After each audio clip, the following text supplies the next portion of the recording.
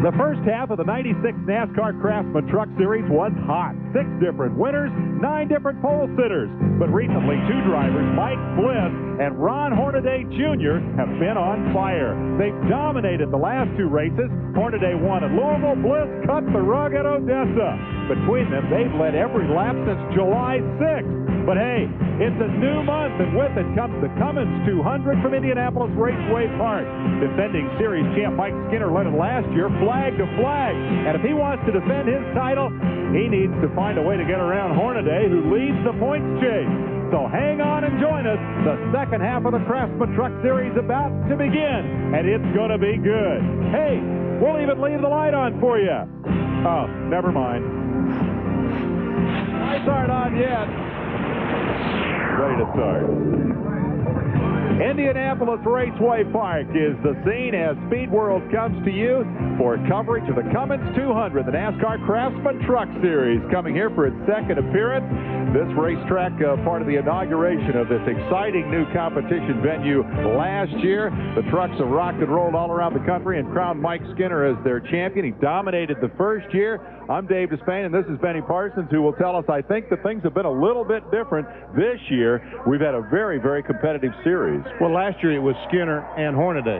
They practically won all the races. This year it's been spread out. Hornaday's won races, Skinner has won races, but so has Sprague, so has Bliss. It's been a mix of drivers this year. We have a terrific 3-way battle for the championship, but what we've seen in the last month, the last couple of races, was dominance by Mike Bliss and Ron Hornaday. They have led all of the laps in the last 2 races, which basically encompassed the month of July, and actually swapped the lead back and forth between them in each of those races. So it's kind of been a 2-man show, and that's really in contrast through what we had seen through the first 10 events of the year. The bottom line is we have a 3-driver battle for the championship, and an intense battle it is, with minimal points separating them, and everybody looking to tonight and wondering if Mike Skinner can jump back to the top of the heap. Let's hear from the point leader now as Marty Reed talks to Ron Hornaday. Only one man has finished all 12 races in the top 10. You're looking at him, Ron Hornaday, and you're 10,000 richer at the halfway point because of it in Gatorade money, but you're starting 13th on a track that you didn't have much luck with last year. What's the game plan? Well, there's no game plan right yet. We just need to do what we've been doing with this Napa Chevrolet all along, and just keep this thing up front and do what we can. It's going to be a little tight the first couple of laps. They've done a pretty good job. I think we got the right setup for the weather. So if you keep clean, see it halfway, then you come back and then you start thumping on them like you have all season. Yeah, that's about how it's going to go. And I'll tell you, we just have to run it good. And Goodyear came out with another great tire. Each time we come back, we're getting faster and faster at each track. So they've done a great job. We just need to save them, see what we can do at the 200 lap mark. Well, it could be the drivers too. They're getting better and better all the time. Hornaday will start from 13th starting position this evening when we drop the green flag, and we're going to do that rather quickly. Let's take a quick commercial break, and we'll come back to review the starting lineup for the Cummins 200.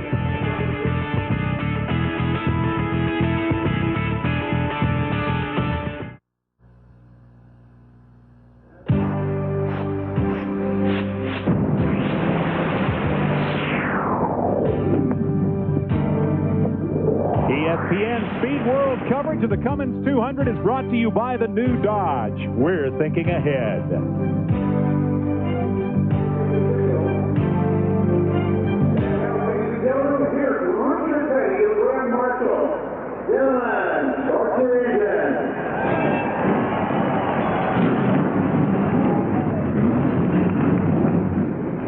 There's the command, and there's the reaction.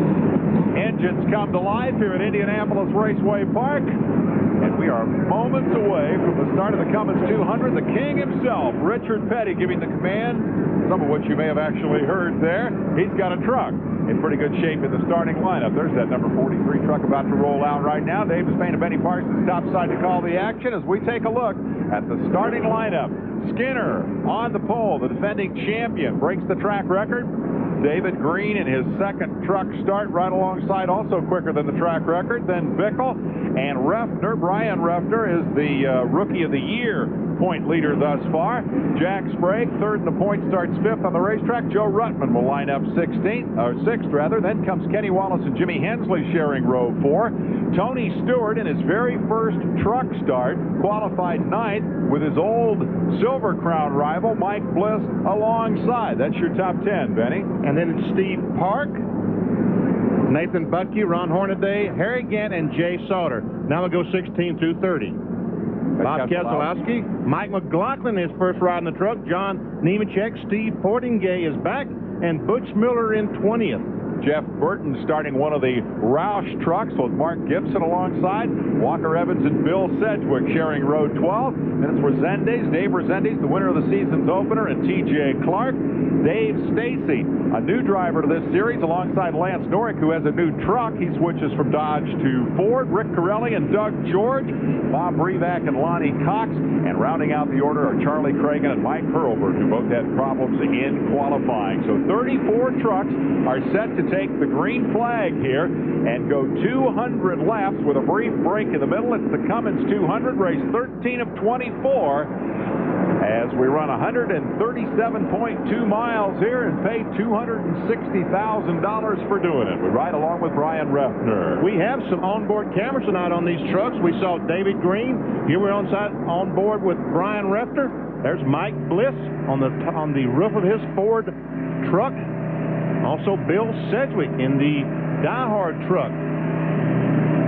See anything like we saw the last outing? Another onboard camera. Oh, we got a ton of them here. We got Bickle. We got another one here. We got one starting outside the front row because David Green has a camera mounted in that Pennzoil truck, and just off his inside is going to be the pole sitter, of course. We go back and jump in Norick's truck. We got another onboard camera. Is every truck out here have a camera on it? No, not every. Uh-oh. Horvath did not get his truck would not start at the beginning. He's had trouble all day. He had difficulty qualifying. He was scheduled to be the last man out, had problems qualifying, ended up 34th on an owner provisional, and now the thing won't crank up again, so it's been tough sledding for him. We mentioned, and then in the last 2 races, we've seen the Hornaday and Bliss show, and that's been a little bit of a surprise and certainly a contrast to what has gone before, with 9 guys winning poles this year and 6 drivers winning races. I don't think anybody expected that Hornaday and Bliss would so totally dominate the last 2 outings, but that's exactly what has happened. Here's Mike Skinner. He's on the pole. We talked on the pre-race show over on ESPN2 about a little tangle that he had with Jack Sprague, championship contenders. Boom, Skinner gets into him. Sprague tries and tries and tries to save that thing at Odessa, and then it goes around on him, and he was mighty unhappy. So Jack Sprague tonight will have to show some patience, as he said he's going to, because once again, he's in a championship, and it's not going to do him any good to crash, fall out of the race. So Sprague will be in that number 24 on the inside of row 3, with Skinner sitting on the pole as he did last year when he led the thing flag to flag. And Betty, that speaks to the difficulty of passing on this racetrack. This is not like a typical short track where everybody gets in line down around the bottom, and the way to pass somebody is to root them out of the way. The groove is on the top of the racetrack. Unbelievable for a racetrack with no banking, but the groove is on the top, and you're not going to let anyone on the outside, and it's very difficult to pass on the inside. When you watch Thunder, even with the little midgets and the smaller cars, it's difficult for them to pass, and these are big, huge trucks.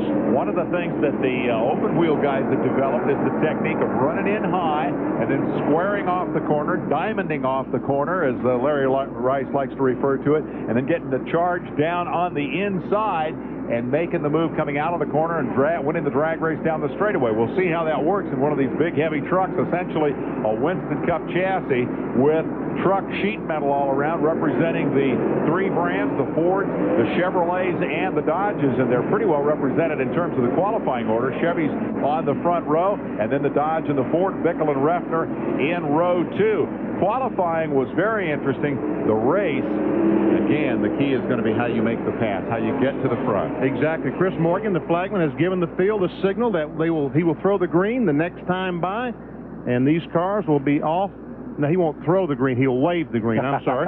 We teased him about that ahead of time. If you throw the green, it's going to embarrass everybody on television because you're going to drop the thing down there on the racetrack, but that won't happen. Chris Morgan is very heavily involved in our Ventura Thunder shows. His dad kind of helps run the operation out there at Ventura. So it's one big racing family as we come to Indianapolis Raceway Park. The Brickyard 400 right now is just way out there in the future somewhere. The focus is the Cummins 200. Here comes the green flag, and we'll go to the tread cam to kick off the action.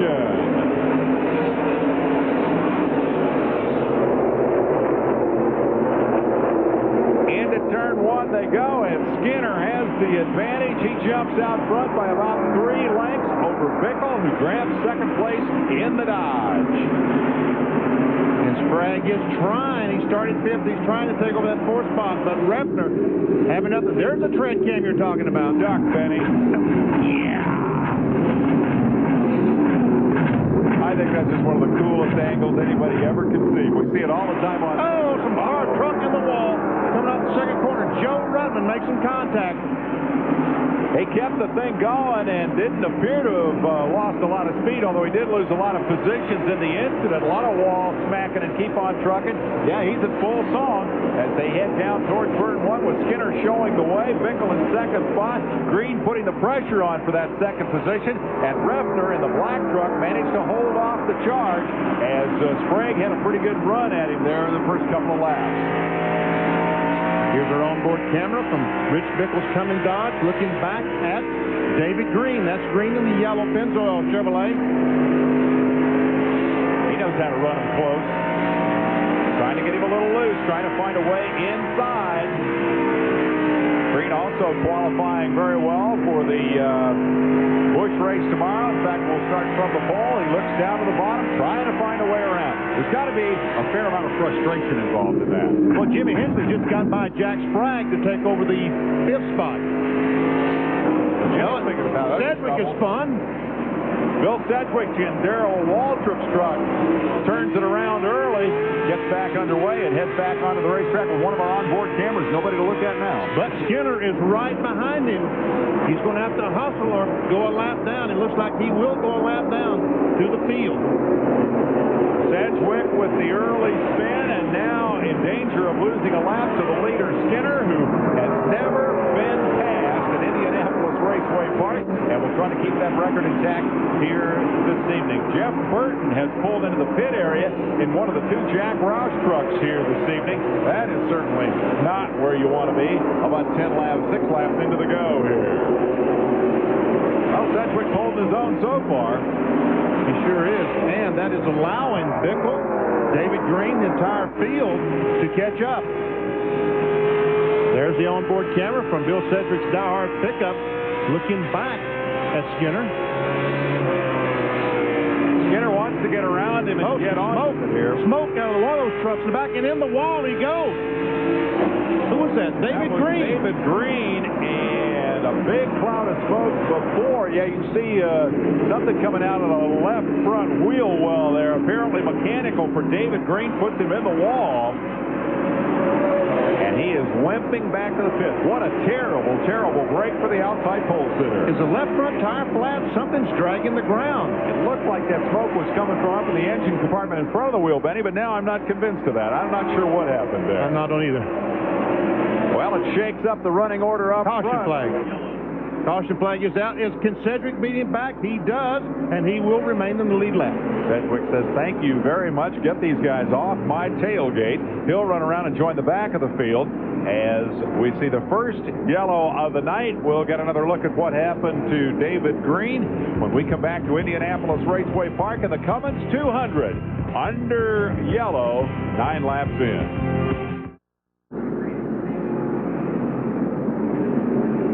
We're back at Indianapolis Raceway Park. We're under yellow. Mike Skinner leading, and the yellow came out as a consequence of David Green's contact with the wall.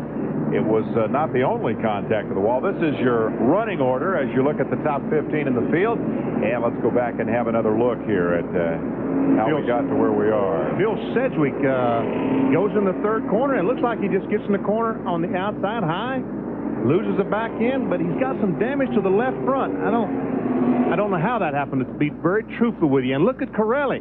He is very slow back there. Wonder what his problem is. Corelli made a nice move to avoid contact. Brake. That's what David Green, when he hit the wall a moment ago, broke the brake rotor. Let's go to Marty. Yeah, you're looking at what's left of that brake rotor, and we're with David Green. You said something let go in that right front. Yeah, everything was fine and got down in there, and I don't know what happened. Thing dropped down, boom, right on the racetrack, and I tried to lock the brakes and hit the gas, keep from hitting the wall, but something happened going to that corner. That thing fell right to the ground, and when you run on the outside here, it's close quarters, but again, I want to thank Benson, Johnny Benson, everybody for giving us the opportunity. What a freak thing to happen, but nobody got hurt, and that's the main thing. Brake rotor. Boy, I'll tell you what, you got to have some force to take one of those out. Sorry, David. Thanks, man. Obviously did some damage and put the outside pole sitter in the wall. An ignominious end to an otherwise excellent day, because he qualified that thing a ton. Now, we take a look at... What does that mean? He feels bad? Oh, bad. Just didn't work out very well, yeah. We note that the shuffle of positions with the falling out of Green is going to move Hensley up here into third spot. So he... I didn't realize that he had gotten by Brian Refter in the 44 truck. That all happened in that shuffle. We saw him. You saw him make that one pass on Sprague because you had that eagle eye and saw that from the onboard camera. But he's picked up another position since then. So the Dodgers have got something going here early on, and perhaps have something for Mike Skinner as the track cleanup continues, and we get ready to go back to Green one lap from now. Man, have they packed the people into this place. They really have. There, see Jeff Burton, the Exide truck, 99. Coming up on the inside, had an unscheduled stop. He looked like he had a flat tire or something. He came in the pits, they did some work. He went back on the racetrack. I would guess a flat tire. Mike Bliss has also moved up a bit. He is currently in 6th spot. Wallace is showing 7th, and Hornaday is 8th. So Hornaday is 8th, and he started 13th, so yeah. He is moving up. Forget about that stuff about being hard to pass. The good guys always figure it out, don't they? Jay Sauter is next in line behind him. Widely rumored to be taking over that 3 truck that's leading the show here next year. It's not confirmed, but Jay Sauter is definitely one of the hot shoes and hot young talents in this business, and he's on everybody's short list. So we're coming back to the green flag for the first restart, and we'll complete lap 14. As Skinner picks up right where he left off. Let's see what the Dodge guys have for him here as they hustle down into turn 1. And Hornaday tried to dive to the inside of Kenny Wallace. But look at Skinner drive away. I see what happened. The 99 truck of Burton held up the Rich Bickle and Jimmy Hensley trucks just enough that Skinner was able to get a little bit of a car length. And Brian Refter goes up and says, hello. So it's thank you very much to the lapper as they hustle across the tread cam at turn 1. That's exciting. Skinner has opened up the big gap. The 2 Dodges running 2nd and 3rd as number 43, Rich Bickle, now tries to hold off Jimmy Hensley, who's got a pretty good notion to go after him. There's Refter running 4th. Then the lap car, followed by Sprague in 5th spot, Bliss in 6th, number 2. Remember the last time we were on ESPN with the truck, Bliss gave us that amazing picture with the truck tipped up on its side, sliding down the racetrack into Richmond. That was nuts, or Bristol rather. Well, this looks like a pretty good position scrap right here. Oh, there's the battle for 2nd spot. Hensley is there. Got under him coming out of 4. Completes the pass in turn 1 and 2. Maybe it's just like the midgets and sprints here, but it takes a little longer, Benny, to get all the way past them. This is from on board Rich Bickle's Dodge. He looks back at Brian Refter. There we see on board on the roof as he looks forward at Hensley as Hensley sits out trying to catch Mike Skinner. Hensley's not waiting around for his fellow Dodge driver. No, he isn't. I tell you what, as easily as he was able to get by Rich Bickle, Jimmy Hensley has definitely got something tonight. We've seen a lot of Hensley strong performances, but not as many finishes as he would like. Consistency in getting to the checkered flag has been the difficulty for Hensley, but he's been as high as 2nd at Nazareth. He ran 3rd at Louisville and was also 3rd in Colorado, so he's ready for that breakthrough victory, I think, to join the list of 6 winners so far. That 44 truck, Dave, Brian Refter is really running through the middle of the corner. Watch as he closes up right on the tailgate of Bickle through the corner. Brian Refter product of the ASA Series, Ford versus Dodge, working over Rich Bickle in the race for third spot. Patience is the key on a racetrack like this. And Ruffner, for a young guy, has got a good bit of it. Yes, he does, and especially in a 200-lap race. This is not a 30 or 40-lap dash. This is 200 laps. We're going to run 100 laps. We're going to stop for about 5 minutes. The mechanic's going to make some changes and change the tires on these trucks, and they're going to go out and run another 100 laps. Of course, if you're buried back there in the tail end of the top 20 and you're watching that scoreboard every time down the backstretch, you're thinking, man, I got to go, I got to pass people. So a lot depends on where you are in the field. If you're Brian Rafter right now, you want to play it cool. You want to try to create an opportunity. You want to keep the truck in one piece. But hey, while a Chevy and Dodge sheet metal in front of you, you're carrying the Ford Hopes right now. He's carrying them very well. Joe Ruttman, I mentioned earlier, made some contact with the wall as he came off the second corner. He started in 6th spot. It is now back to 25th, so he did bend the, I would guess, the toe in, toe out when he made some contact over there. He's just trying to battle the truck and trying to stay in the lead lap until the mid-break and where they can work on the truck. Bliss, number 2 here, chasing Sprague. Mike Bliss has had a lot of misfortune this season. Inconsistency has been his problem. He started 28th and 27th, or actually finished 28th and 27th at the start of the season in the first 2 races. Now we're on board with Bliss. He's been playing catch-up ever since, and he's doing a pretty decent job of it as he's currently moved up to 7th place in the series standings. There he goes by Bob Brevac. And Jeff Burton is just hanging in there in the 99 truck. He used a lap down to these trucks, but seems to be hanging in pretty well as Sprague comes up and tries to close in on them. Brian Rafter has a very good truck tonight. Frustration level has to be pretty high when you're Jeff Burton and you got a truck good enough to run with the leaders, but a problem got you down a lap early. The King Watch is on. He is the Grand Marshal. We'll be right back. The NASCAR Craftsman Truck Series comes to Indianapolis Raceway Park, where number 3 Mike Skinner has led, well, all the laps last year and the first 30 this year. He's been untouchable thus far, but 2 things. One, the traffic in front of him is very much an issue. That's Lonnie Cox that he's about to draft, and the guy behind him is also a big story. Jimmy Hensley is coming after him. He's coming after him. We can see he's only a couple of truck lengths behind him now. If Hensley's truck will work on the bottom better than Mike Skinner's, but it's not working very well. He's having trouble getting by the 35 truck. Caught him in a hurry when Skinner got into that problem, but now the question is, which of them can get through the traffic most effectively as they work on Sedgwick, trying to put him a lap down. Remember, he was at the tail end of the field after he spun early on. Let's go to Marty. Well, just wanted to put a period on the Jeff Burton story. He had ran over some debris, cut a tire, had to come in. That's what put him a lap down. Now it's just a matter of survival and maybe getting lucky against a break or 2. That explains why the truck is as good after the stop as it was before the stop. It was simply a cut tire, and once they replaced it, he jumped right back in the position relative position that he was on the racetrack and running about the same speed. 43 is Bickle, and 44 is Reffner, and that is 3rd and 4th. And they're tight, but they're losing ground to the front runners. And I want to apologize for calling the truck the 35. It was the 36 truck of Lonnie Cox. That we do not have a 35 truck here tonight. It's 36. There we go. Bickle's onboard camera as he looks back at Brian Reffner. A pretty good look at Reffner, too, because he's close. Now down the back stretch, Bickle pulls away a little bit. They work their way around Sedgwick on the outside. And Reffner keeps on trucking in search of the Cintas Rookie of the Year honors. He's the point leader in the rookie chase and 10th in the overall standings. You ride with Bickle, who is currently 3rd. But look out, because Reffner is there. He really, really wants to get by because he is, I believe, a faster truck at this point.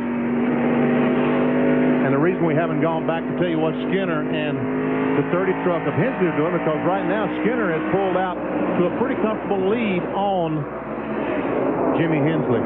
once they got through that traffic, indeed, Skinner was able to just keep on rolling, and now we see that the third and fourth place guys are working their way through that same traffic. And there may be an opportunity in there for the likes of a Jack Sprague. There he is back there in the white green trim Chevy, but here comes Refner up the inside. Is this it? A little contact? Whoa! Yes, a little contact. A little damage to the right front fender on Refner's truck.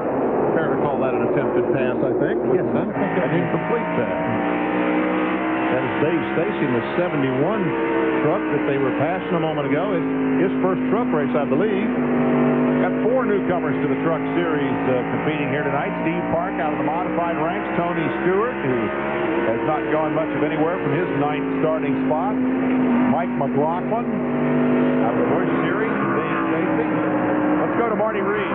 Well, guys, Doug George has brought his truck in. The hood was up. They thought it was a motor problem. Now they're going to the rear end. It looks like it might be in the differential. George, who is currently 3rd ranked in the standings for the Rookie of the Year. And again, just as in the race for the overall championship, consistency is the key. You certainly don't want to be hood up early in the race when you're in a battle for points. We're about 40 laps in here, and Burton continues to inject himself into the middle of this racing in the top 5, although the number 99 truck is a lap down, and Refner for the moment has backed off of Bickle a little bit and elected to bide his time. That's an opportunity for Sprague back there in 5th spot, who'd like to get around Burton and move up a position. Where do you make the move? That is the key on this racetrack. You got to find your spot, and traffic is going to have a whole lot to do with it before this night is over. You're right. The traffic is where you're going to have the patience. Wait for traffic, and then when the truck in front of you gets hung up in that traffic, try to get by. This is Mike Bliss on board his ASC truck.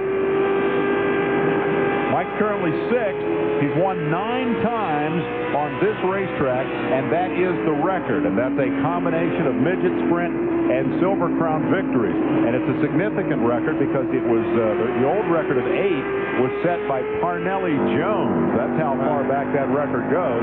Bliss broke it before he departed the open wheel ranks to go down south and take on a truck racing career. So he's really come back home. And it's a lot different deal in the kind of vehicle, but there's something about coming back to a racetrack where you've won a bunch of races that'll pump you right up. And Bliss, number 2, has gone to work on Sprague here. I think he wants to figure out a way to get something going and get moving toward the front. But he realizes that passing again, we talked about it, at this racetrack is difficult. There we see Hornaday as he tries to close in on Kenny Wallace. That's the Wallace truck, the Red Dog. This is the Penske South truck. So Bliss is 6th, number 2, 7th is Wallace, and 8th is Hornaday. And that freight train continues to roll. Meanwhile, here comes the number 3 of Mike Skinner closing in on the lap traffic, and Corelli notable amongst those. Number 6, Rick Corelli, former winner this year. In fact, the winner of the Bristol race here on ESPN. He's also got number 15, Mark Gibson, to contend with there. And Steve Portingay in the 83 truck. And they do not want to go a lap down. You think? No, I don't think so. You saw Corelli going side by side trying to make a pass on Portingay, so Skinner says, well, there's certainly not going to be anywhere for me to go, so I'm going to let these guys sort this out a little bit. Again, Corelli this time up the inside, and will probably have the opportunity to make that pass. That is the race for 20th and 21st spot that has bogged Skinner for the moment. You can bet that Hensley is going to seize that opportunity to try to close it back up in 2nd. 4th, 5th, 6th, 7th, 8th, all trucking along there in a line, and nobody figuring out a way to make a move. Again, we ride with Bliss, who is 6th. I thought sure he was going to come up and win that Silver Crown race last night. There's a battle for the lead. Outside. Now, Portingay moves over, lets Skinner go by. It's amazing how quickly Hensley can close. That traffic makes a difference of, what, half a second a lap? Yes, it does. He still hasn't been able to get by Gibson or Corelli. This is about 4 laps. Skinner's been stuck here riding with this crowd. And Hensley said, I see my opportunity. I'm going to come up there and try to do something with it. There he dives in the corner, but Gibson has the preferred line. He's trying to force him up the hill, It's takes a long time to get the job done, but Skinner trying to get there, trying to get the lap truck behind him. Now, you can't go 3 wide, guys. There's no way that'll work. That is not going to work as we see Walker Evans in the 20 truck, Rick Pirelli and Mark Gibson. Oh. Hensley sees the opportunity. Skinner goes to the bottom. Hensley said, no, I got to go with Skinner gets her sideways. Did he get a bump maybe from Hensley? No, he tried to turn under and got on the flat part of the racetrack and lost the back end. I'll throw one more big word at you, Benny. They talk about this place being parabolic. That is to say that the corners are banked more as you go up higher. It's not much banking, 6 degrees in turn 1, 8 down in 3 and 4, but it's flatter on the bottom than it is up by the wall, and that's why the fast line is up near the top, and that's what makes it tough to pass. Now we see Gibson is trying to get by Walker Evans. Now, Skinner, the leader, has the 15 and 6 and 15. Gets it sideways in front of the leader. That's got to raise the hair on the back of your neck when a left. Oh, and he loses it right in front of him. Gibson made contact with Corelli, spins in front of Skinner. Skinner gets around. Can everybody else dodge him? I think so. No additional harm done, and no yellow. No yellow flag. You saw Bickle. Here's the rest of that pack roaring through. Now, this is the race from third on back, so you get from that a sense of how far ahead Mike Skinner is. He's over there going into 3 and 4 right now. As the lap traffic has left smoke hanging across that end of the racetrack, Mark Gibson spinning right in front of Mike Skinner, the race leader. Let's have another look. He goes in the corner. He makes some contact with Coretta. Now we've got a caution flag. Gibson comes on around. Skinner missed him. Everybody else got by, and now the yellow has waved. With 53 laps in the book, a little past the quarter mark, and here's the damage to Gibson's truck. Now that's a different wreck because he didn't have any damage in the spin, so he has hit something again. Must have turned around and run her down to the other end and run into the wall, perhaps. He comes from a racing family. Mom runs the ticket office at Daytona International Speedway. We'll be back with more right after this. Getting set to go back to green at the Cummins 200 at Indianapolis Raceway Park. Let's take a look at how we ended up under the yellow. Oh, there we see Mark Gibson right in front of Jack Sprague and Mike Bliss. Gets loose coming off turn 4. Tries to save it. About the third save.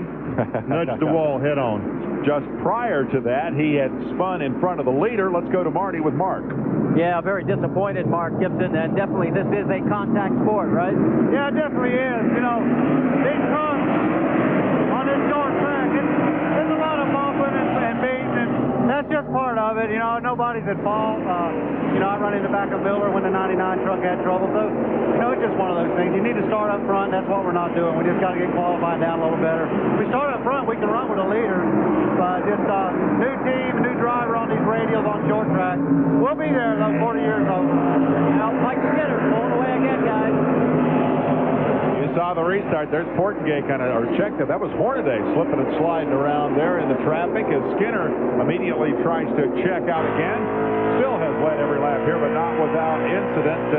Take a look at Sprague as he goes to work on Refner and up the inside. There's the damage, and he'll get some more trying to do that. Yes, he will. He took a dive on the inside, and meanwhile, that's Mike Bliss right behind him, and Butch Miller is a lap down, looks like. And seemingly off the pace, definitely not keeping up down there in the inside lane. Yes, he is. One of the Rebecca's truck who runs so well, and here we go. Sprague goes again. Got a good run at him. He has a real good run at him this time. And it looks like he's going to take spot away, and here comes Bliss. And Refner, as well as he was running at the beginning, is struggling now. Yeah, they both got by him with relative ease. That will drop Refner back to 6th spot, make Sprague 4th, and Bliss 5th. And here comes Hornaday saying, I'll have a piece of that action myself. He's on the march, headed for the front. 13th starting spot, Country Series point leader, and boy, Refner is going backward in a hurry. That's Kenny Wallace on the inside in the Red Dog truck, trying to get by. Jay Sauter right behind him, the 42. That truck is owned by Felix Sabates. And Nathan Bucky in the 75, the Spears truck. This is his second race in the Truck Series. Nathan Butke's a second-generation driver and pretty impressive. He made his truck debut last week at Odessa and finished 7th. They did get close together, don't they? A little bit close, yes. And not a lot of room, and you got to use every bit there is. And Refner is really, really struggling. There's a look right in the cockpit at Nathan Butke. What is he, 20, 21 years old? Yeah. He is shaven now. Heck of a race driver. Came out of the Winston Racing Series, calls Randleman, North Carolina home, and he says, move over, give me some room. Not that easy, Nathan. Let's find out more about what's the problem with Butch Miller, who slipped off the pace here. Marty, you got something on that? Yeah, he's cooking, guys. He's got the motor temperature way up. He's had to back off trying to keep it from blowing up. So that's why he's falling back. All right, appreciate that, Marty. Bad luck for Miller, who had trouble here last year on the last lap of the race. Refner is the guy in trouble for the moment. You're riding with him in 9th spot as he tries to hold off series newcomer Nathan Butke, who is just inside the top 10. And that's Mike McLaughlin in the yellow truck, right behind Nathan Butke. I think, might be his first ride in the trucks. First of 2, we understand, with possibly more to come later. More and more guys coming to the truck series, and they come from everywhere. Butke, for example, a second-generation racer. Dad's a dairy farmer now, but he got the kid involved in racing early on, and Nathan looks like a heck of a truck racer here. 7th in your first outing is pretty impressive.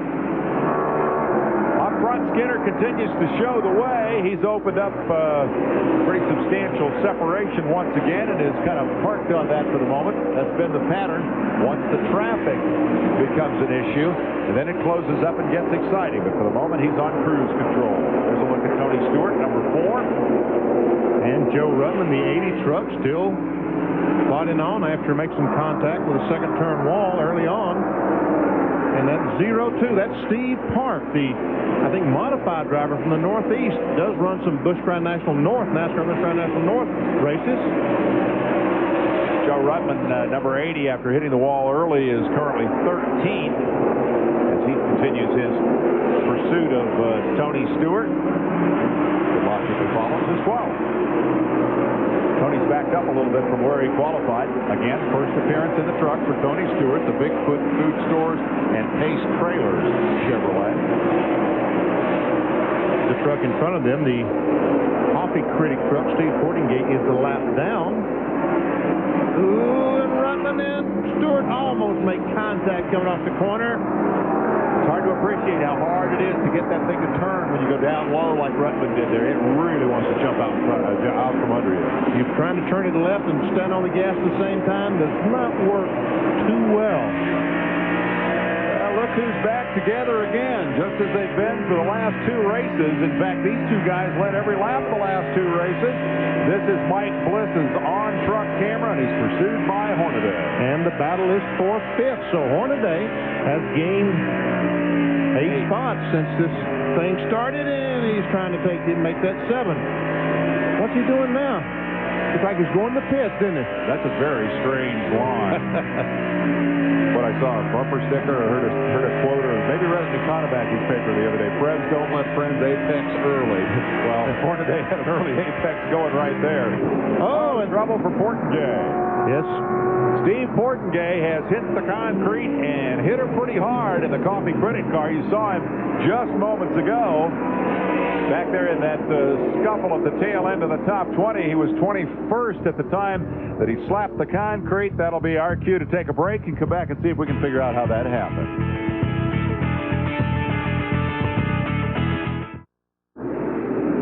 Back at Indianapolis Raceway Park, they're just about to drop the green and turn them loose again on lap 74.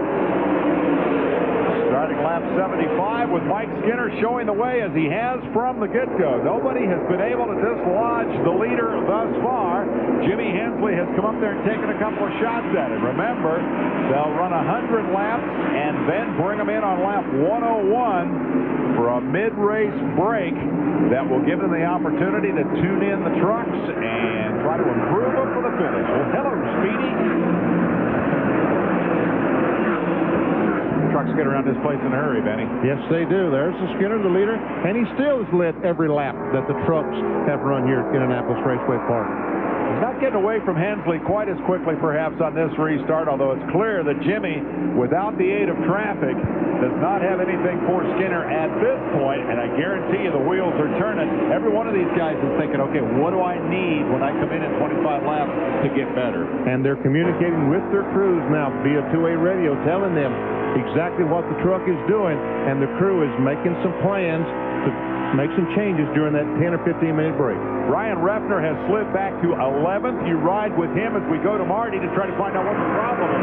Yeah, Brian Reffner called in and said, hey, fellas, if you can find me an extra cylinder, I can use it.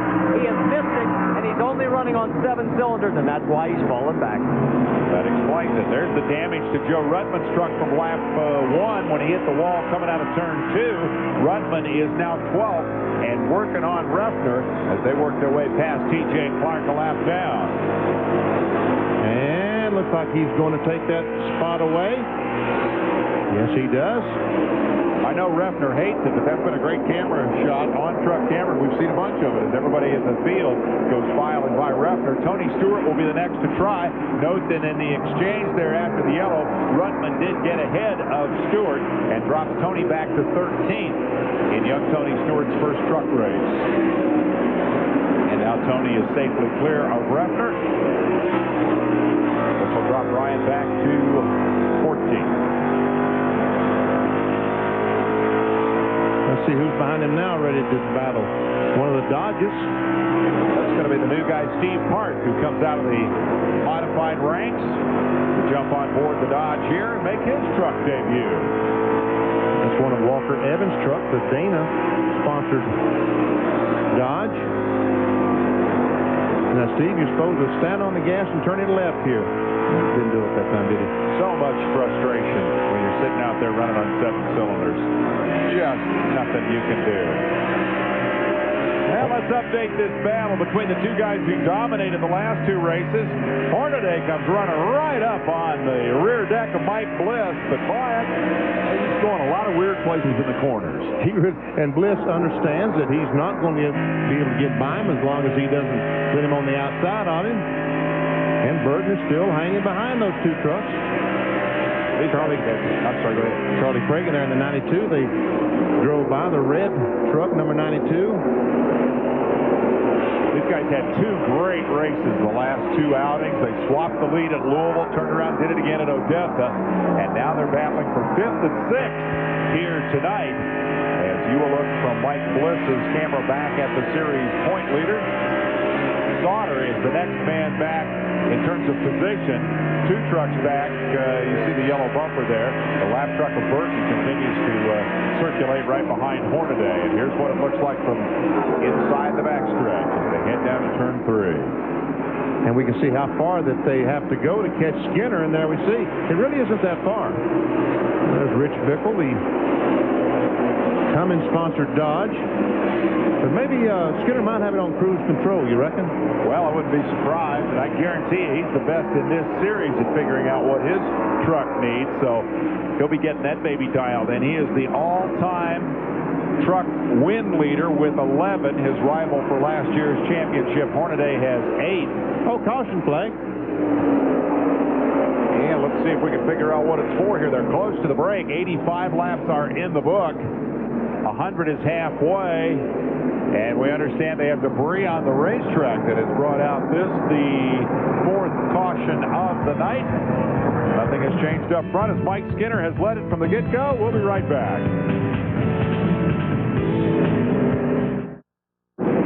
Pretty sunset, pretty picture if you're Mike Skinner, because he's been at the top of this list all night long. Jimmy Hensley made a good early move to go from 8th to 2nd, and now is trying to figure out a way around Skinner, and everybody else in that line is trying to get to the front.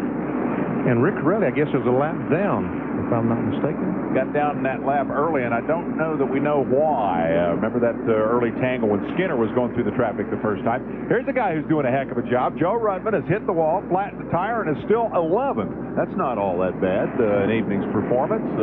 Rudman, who contended for the championship last year. Yes, he did. I take that back. Corelli, remember, was right in front of Skinner when the caution flag fell, so I don't believe he is a lap down when we showed the top 15. Good point. He is, in fact, the 15th place truck, and and we show the first 18 trucks on the lead lap. Butch Miller a lap down in 19th spot as we circulate for a bit of track cleanup here in anticipation of the midway break, and Chris Morgan has given him the indication 1 lap to go. Look at the right front on Ruttman's truck. Looks like the wheel is bent. Looks like the camber's been knocked in. Ruttman's truck banged that wall hard, and he still is able to maintain and stay in the 11th spot. There was the 80 truck. That's Jack Roush's entry into the NASCAR Craftsman Truck Series. Maybe he ought to go hit something else and see if he can make it work even better. I think maybe he needs it to the left side, get everything balanced out. Get her lined up again. Alignment on the fly. Ruttman has been on the move since the early incidents. He is 11th as we prepare for the restart. That's Burton dropping down to the inside. Boy, he wants that lap back. He wants that lap back. But Skinner is just too tough on that. You look at Hornaday dive to the inside of Bliss, and hoping that he's going to catch Bliss behind the Butch Miller truck, but he instead himself was hung behind the Butch Miller truck. That's a favorite Hornaday move. He never fails to attempt to pass somebody on the restart. He'll always take a shot at the guy ahead of you, and that's just good, smart racing. Bliss knew it was coming, holds his own, no change in that position. On board with Mike Bliss as Hornaday comes up and says, "Hi, Mike." We've seen that picture a time or two tonight. I expect Hornaday's getting a little tired of looking at that tailgate. Bliss is 5th. Hornaday is 6th. In the championship, Hornaday is the leader, and Bliss is in 7th spot, which is in itself remarkable. Having run 27th and 28th in the first 2 races, he has been Jack the Bear of late. Most recently winning down at Odessa. And here's a guy who knows how to save his tires, which will be an issue on this racetrack in the last few laps when the guys start slipping and sliding around and you're scrambling for every position you can get. Hornaday really does run some weird lines in the corner, doesn't he? Do you think the truck's not working and he's compensating for it, or is he just trying to find a way around? I think he's trying to find a better way, a faster way around the racetrack. I think he's hunting for a groove that will allow him to go faster. I guess it's pretty difficult to question the handling of a truck that's gone from 13th to 8th, but he went that far in a hurry, and when he got to Bliss, he had to 6th, I should say. He went that far in a hurry, but when he got to Bliss, boy, that was the stoplight. He hasn't gone any further since then. There's Mike McLaughlin, 66, Joe Ruttman in the 80. That is a battle for the 10th spot. McLaughlin, the newcomer to the series. Ruttman, a veteran of every truck race that they've run. And directly in front of them is Nathan Butke, the new driver of the number 75. Bob Gill, released from that ride. That's pretty remarkable. Leading the rookie standings, 11th overall, and out of there. Yeah. Bring on the new guy. That really surprised me because it surprised me the fact that Bobby Gill had not won a race in the truck series, because I always thought that he was a very qualified race car driver. Looks like the Kenny Wallace in the Penske truck, the Red Dog truck, is backed up to the field a little bit. That's Butke right behind him, and Ruttman trying to run a weird line and get by McLaughlin, and a little contact. 8th, 9th, 10th, and 11th that you're watching here. Ruttman wants inside that top 10 in the worst way. McLaughlin is not cooperating. Butke in 75 holding his own in front of them. Nobody swapping any positions, but everybody trying as hard as they can to make it work. Ruttman keeps using that inside move. He's going to flip that fender here if he's not careful. And Hornaday, I don't think he's touched him yet. There's not a mark on the front of that Chevrolet, and that is a monument to patience, because he certainly had every opportunity to get up there and try to push Bliss out of the way. Sauter, by the way, has caught them and is making that a 3-truck battle. Okay, Ruttman's going to take another shot. No, not there. Can't make it. As these trucks went by the exit to pit road a moment ago, Dave Resendez was coming out of the pits, an unscheduled stop for the QDC truck. Resendez, the winner of the series opener at Homestead, Florida. Next year, this series will open down at Disney World on January 19th. They've made the announcement. That's a week ahead of the IRL series opener, and the people from Indianapolis Motor Speedway will be promoting the race, and that's going to be an exciting new dimension that they'll add to this truck series. They're pretty proud of that announcement. McLaughlin tried to get on the outside of Bucky. Meanwhile, we'll find the leader in a minute. There he is. He's almost vanished into the night, but we found him, and it's just a couple of laps to the break. The eagle-eyed spotters do their job again as we complete lap 100. The halfway Craftsman money will go to Mike Skinner. And next time around, we'll slow him down, head him for the pits, get Marty Reed into his running shoes, and have him go gather all the information he can on the changes that will be made during the halftime break here. The Cummins 200 at Indianapolis Raceway Park. We're at the halfway point. And believe it or not, Keselowski made a pit stop before the break. Halfway home, this huge crowd has seen another display of Mike Skinner dominance in the Cummins 200. Hensley hanging on to that second spot. Bickle, Sprague, Bliss, Hornaday continuing their battle in 5th and 6th with Sauter now part of that. But this could all change as we hit the halfway mark. We take you back through the field as Marty Snyder prepares to do his work down there.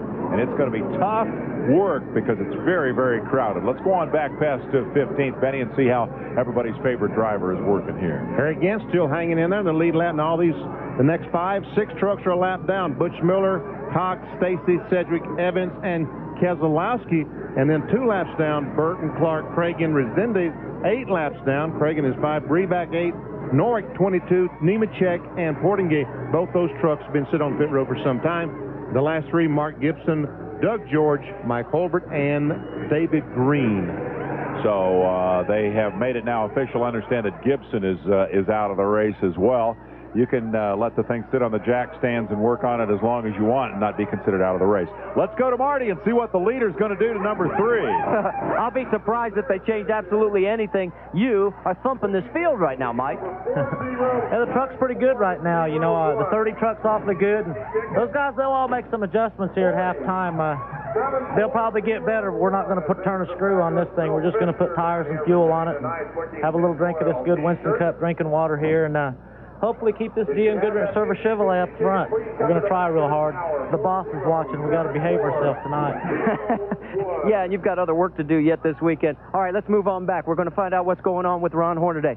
You guys were mentioning the fact that he was looking at the back plate, the tailgate of Mike Bliss. Well, we'll see if we can sneak in here. Hey, how old is it getting looking at the tailgate of Mike Bliss? I'll tell you what, he's got a good truck off the corner. We're a little tight right now. We can run in on him, get off, but he's just a little better off the corner than we. But I'll tell you what, we rolled the dice, changed a couple springs before this race started. Doug Williams and the guys at the Snapper Chevrolet done a great job so far. What changes are you going to make to get to the front? I don't think I want to make nothing. I think I just started off a little too tight, and the track came to us. So if I can just save this right front tire, I think we'll be all right. All right, that's the key there. Let's go on back, see what's happening with Jack Sprague. Sprague, of course, running in 4th position right now. Jackson, how you doing in there, and what changes are you going to make to try and catch up with Skinner?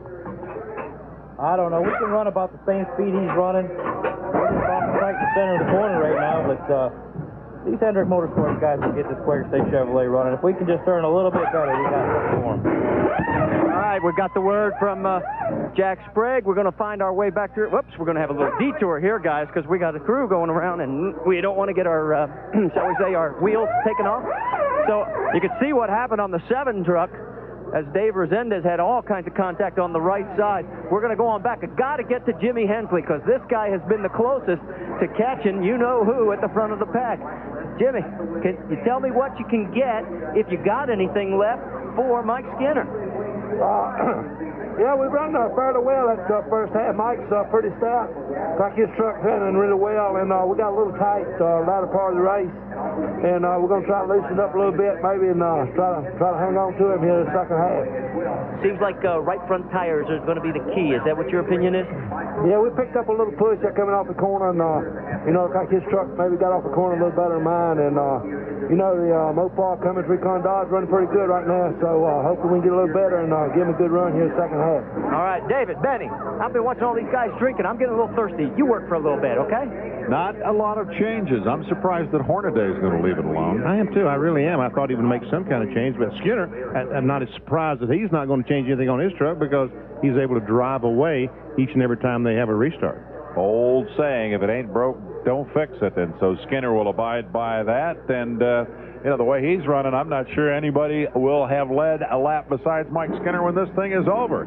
He is sitting at the top of the heap and has been from the get-go. We'll take a break and get back to Marty and figure out what some of these other guys might be trying to do to change that equation. We're at Indianapolis Raceway Park for the Craftsman Truck Series. That reminds me of a hurricane. You got this big storm that happens, and then it's real calm and real quiet for just a few minutes, and then you got this big storm that happens, and at the end of it, you throw the checkered flag. We're in the eye of the hurricane right now. It's quiet out there. It is very quiet, but the brains are all going around. The gears are going around, and is there something we can do to catch that 3 truck? Can we take a pound of air out of the right front? Can we add a pound to the right rear? Can we one little round of wedge here, take a round of wedge out there? All the gears are going, trying to figure out, can we do anything to catch the 3? He didn't even raise the hood. Didn't even raise the hood. Now, does that blow them out of their minds or what? When you're good, you're good. Let's go back to Marty. Yeah, guys, we can tell you the brains are working. We can see all the smoke down here. And one guy who is not quite smoking enough, you're not happy with this 5th place. What are you going to do? Change it? We're going to loosen it up a little bit. We're too tight right now. This ASC Ford is about a 5th place truck now, and we're going to make it top 3. Hopefully, we can get her loosened up. So, Mike Bliss, you don't think you can catch Skinner? Does anybody have anything for Skinner? Well, I think everybody's going to try to get better. Maybe Skinner's going to get better, but we're going to work on it and try to get better just like everyone else is. Hopefully we can catch him. All right, we're going to swing on back. Brian Refner, remember the story on him? He had a miss in the motor. Let's see if these guys have been able to figure it out. I'm going to stick my head in here with Boris. Boris, give me an idea. What's wrong with the truck, and are you able to correct the miss?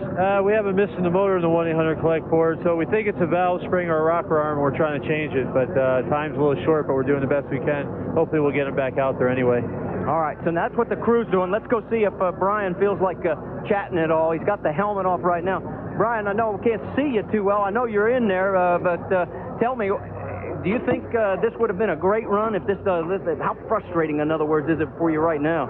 That's real frustrating. You know, the 1-800 collect board was really running strong. We were just biding our time. It's a little tight passing, and we were just trying to get around Rich Bickle, and you know, it's real frustrating when you develop the miss in the motor, and they're working real hard to try and fix it. So, you know, we stayed on the lead lap, so if we can get this sub-problem fixed, maybe we can charge to the front again.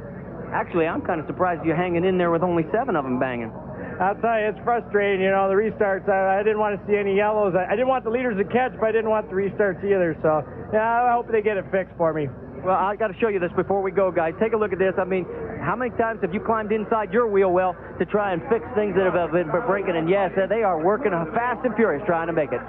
Well, give them credit. I mean, they're going after it. The gamble here is that they don't get the valve cover back on before the restart. So this is when the crew gets to race. They've got to do this in a big hurry. And do it right. Do it correctly. That's the main thing. Yep. Refner has, for the record, slipped to 14th. In the running order, he was 4th early on. Very shortly, they will light the fire and send him back up at Indianapolis Raceway Park.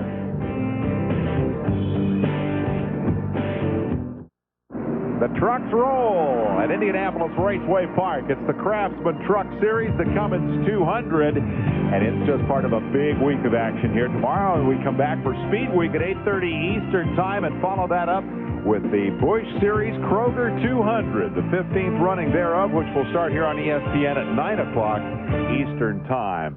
And then, of course, the Brickyard 400, the big finale for the weekend.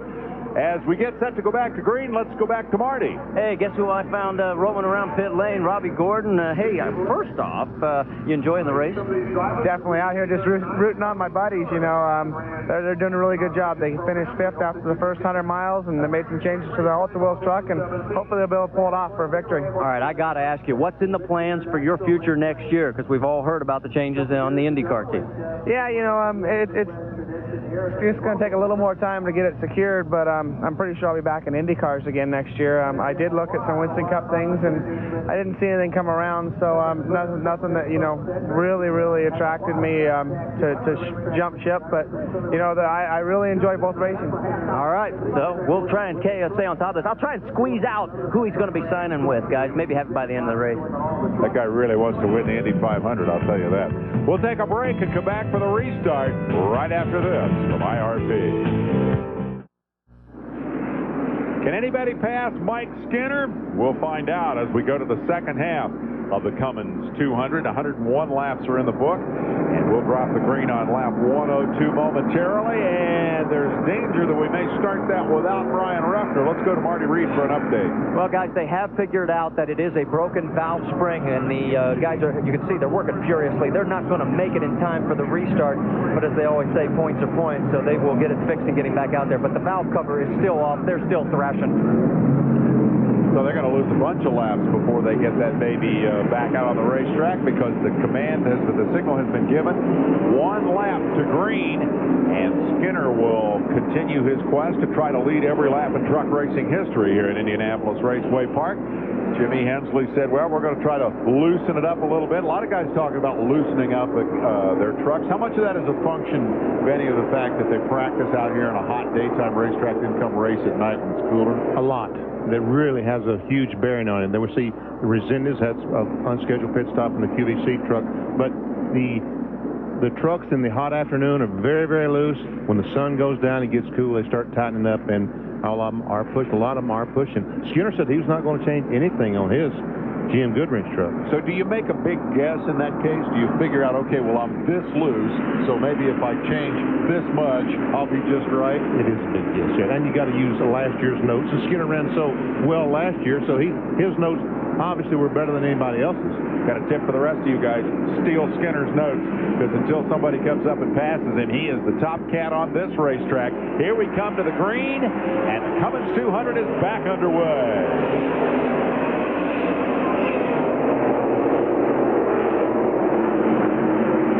I didn't see anything in that restart to lead me to believe that anything's going to change quickly. Again, Burton jumping right up there with the lap truck between Skinner, the leader, and the guy who would love to get up there and do some business with him. And there goes Hensley to the inside of Burton.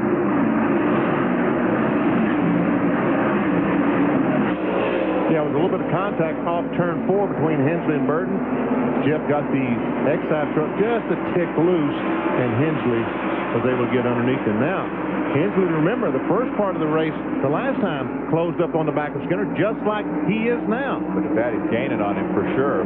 Meanwhile, Sprague goes to the inside, trying to take third. We've got trouble up in turn 4. Big tangle of trucks, and Harry Gant is among those involved. Is that Lonnie Cox in 36? Oh, 36, yeah.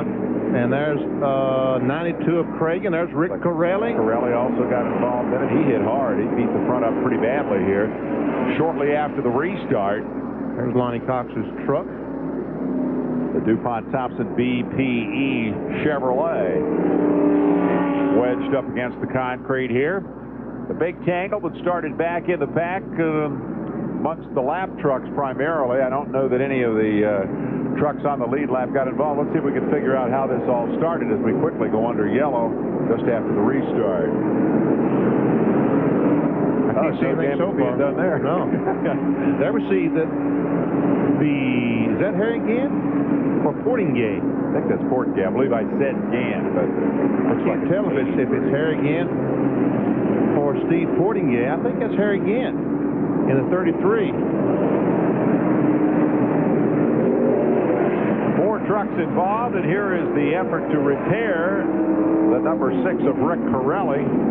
That's a frustrating way to come back after winning at Bristol on ESPN. Let's go to Marty. Well, you're absolutely right, David. He has tagged all 4 corners on this thing, and that really takes some doing, and I'm surprised that he didn't crack the radiator. Took a pretty good stuff right in the nose. They are trying right now to get the right front taken care of. That's their main concern. But if you swing back and take a look at the left rear, they're also going to have to work back there once they get this side taken care of. So he's going to go several laps down, and unfortunately, Rick Corelli is not going to be very fond memories of tonight's action here at the Cummins 200. Corelli and Gant were racing for 14th and 15th spot at the time this all got ugly. All the drivers okay, climbing out, and we're going to take a break and come back for the restart as our condolences go to Lonnie Cox. That's the way it works out some days. We'll be back at Indianapolis Raceway Park, where Mike Skinner still sits at the top of the heap, unpassed thus far. Hensley will take another shot when we return.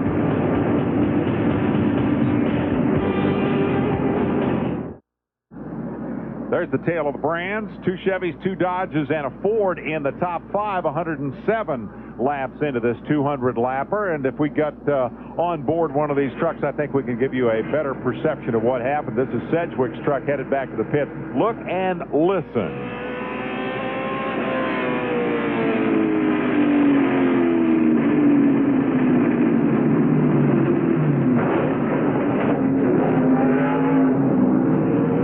See what happened. Lonnie Coxon in 36 had spun, and these trucks went into the corner. Sedgwick backed off, Harry Gant backed off, and someone ran into the back of them and spun both those trucks out. The old story. Look way down the road and try to anticipate what's going to happen. But the other side of that is if you got a tailgate filling up your windshield, you can't see very far down the road. His rear bumper fell off.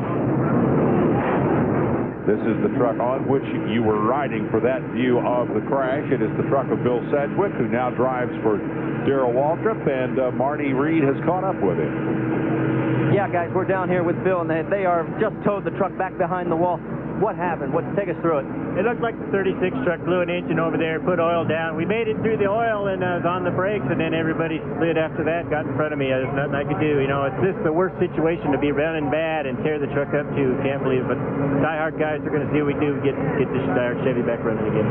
What do you think your chances are? It doesn't look too good from here. It didn't hit that hard. I think it's just mostly cosmetic. All right, guys, we'll keep you posted, try and find out what they're going to have to do to fix this thing. He sure makes a good point. When you're running bad, the last thing you want to do is tear it up, have a bad finish, and all the repairs to deal with before the next race. We'll take a break while they make those repairs. At Indianapolis Raceway Park, the signal, 1 lap to go. Skinner, Hensley, Bickle, Sprague, and Bliss, your top 5. And Hornaday, Sauter, Wallace, Butke, McGlock. We see the 44 of Brian Refner leaving pit road. They've evidently changed that valve spring. Joe Ruttman, Tony Stewart, Harry Gant.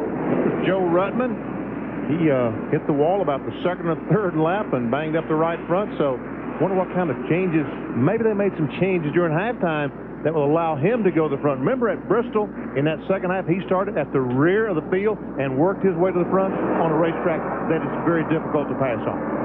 He can get the job done. He's up to 11. Joe Ruttman in the number 80 Jack Roush Racing truck. Field coming off turn 4. Crowd coming to its feet as we anticipate the restart here. Get ready to turn them loose for the final 90 laps of action.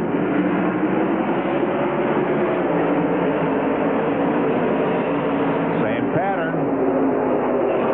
Burton jumping in behind the quick starting Skinner, and that leaves Hensley with the frustration, but Jimmy's not going to wait long to try to get around Burton this time. No, he's going to dive to the inside. Meanwhile, there goes the 16 trying to get by Bliss. He is on the inside. He's going by Sprague as well. Ron Hornaday, number 16, says now's my chance every time he tries, and every time tonight he has been frustrated. Started 13th. He has worked his way up to 6th place, and Jay Sauter at 42 working on him a little bit. Sauter's thinking maybe he's not looking in his mirror. He's so worried about Bliss. Maybe I can sneak up on him here, but it didn't happen there. This is out the front of Mike Bliss's truck as he looks over Jack Sprague, and this is what it looks like from the outside. Close quarters after the restart. Everybody keeping them in line for the moment. Hornaday continuing to look to the bottom. Trying his best to figure out some place he can run around the racetrack that no one else is running. Try to find a groove that's unique to his truck. And the difficulty here, because the banking is steepest up at the top of the racetrack, to reiterate, that's where the fast line is. If you drop down to the inside to try to make the pass, you also drop down off the banking a little bit, and the truck just gets way loose and doesn't want to hook up, and you can't go anywhere. So for Hornaday, it's a dilemma. For Bliss, it's a dilemma, and it's certainly different from what those two have had to feast on in the last 2 races, when between them they led every single lap, and Skinner was the guy who had to struggle. At the end of the day, though, Hornaday came away with a point lead. Skinner moved up to 2nd after Jack Sprague in that green and white 24 truck. Just in front of these guys had his spin. There's Sprague working on 43 Rich Bickle. He slipped to 3rd of the points. And worked on him real hard, as a matter of fact. Bickle's kind of had an uneventful run here. He hasn't been able to chase down the top two all night, but he's been pretty well free of the traffic jam behind him up until now. And now Sprague is all over his tailgate. You can see the gap that has opened up between Sprague and the fifth place truck, Mike Bliss. T.J. Clark in the 23 has been given the black flag from the Nascar Craftsman truck officials. And he's taking that black flag. J&H collectible Chevrolet apparently leaking something onto the racetrack. So he's been pulled in as Sprague again goes to work on the Dodge of Bickle. Richard Petty's truck. Richard's the Grand Marshal here this evening. The Cummins connection at work. Cummins, a nearby company, and their name on the side of the truck. Richard says, sure, I'll come out and give the gentleman start your engines command.